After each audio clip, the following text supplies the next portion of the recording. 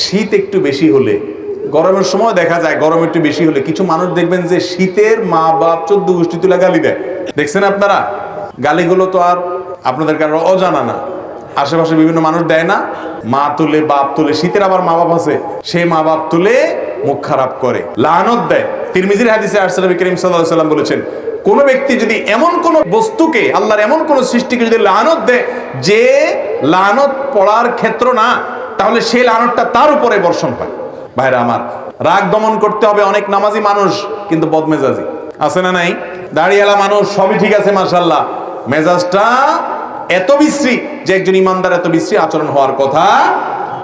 অতএব ভাইরা আমার, শীতের তীব্রতায় বা গরমের তীব্রতায় কোন অবস্থাতে শীত বা গরমকে গালমন্দ করা, লানতান করা, অভিশাপ দেওয়া বা বাজে কথা বলা, এটা জাহেল মানুষের কাজ।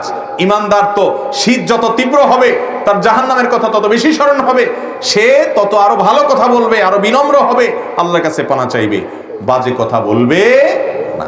আল্লাহ তাআলা আমাদের সবাইকে এই শীতের মৌসুমে আল্লাহকে সন্তুষ্ট করার মতো আমলগুলো করে যাওয়ার তৌফিক দান করুন।